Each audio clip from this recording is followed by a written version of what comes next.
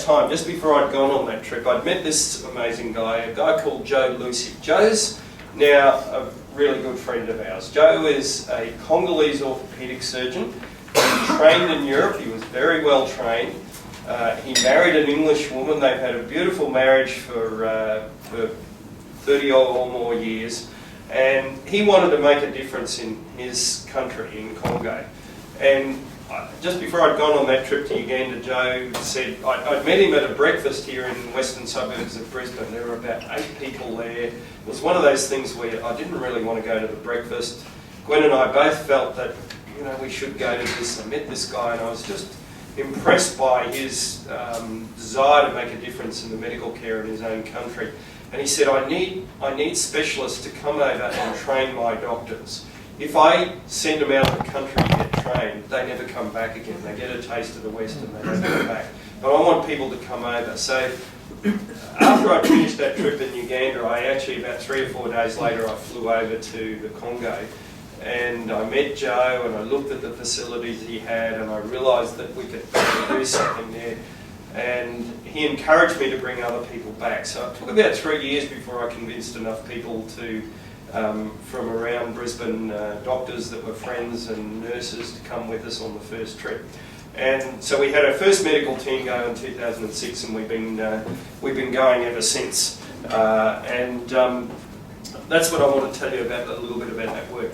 Joe established this hospital called AusHeal Africa, and it stands for Health, Education, Action and Leadership. And if you'll just excuse me, I've just flown in from the Congo on Monday about lunchtime, so I'm a bit jet lagged, but also I picked up this terrible flu en route, so forgive me if I keep coughing. Now, and I promise you it's not Ebola. Just for the record, this is Congo here. You're probably like me and you don't know much about the Democratic Republic of Congo. So that's that big yellow bit right in the middle. The Ebola is right over here and where we work is here. As Joe said to me the other day, it's like saying Ebola's in Moscow and you're in Paris. So that made me feel a lot better.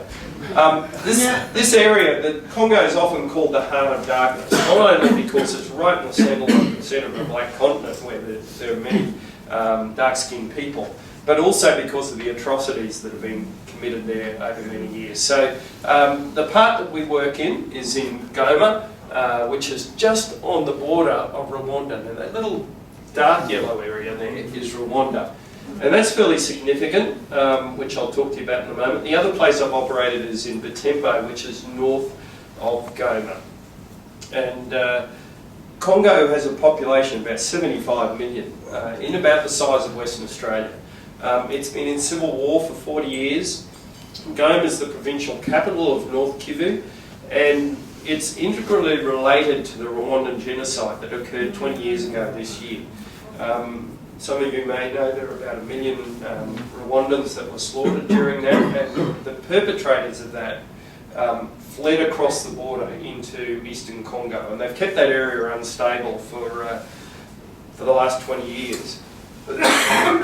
And the problem is that there's poor practical training of the doctors, and as I said, if they leave the country they don't come back again.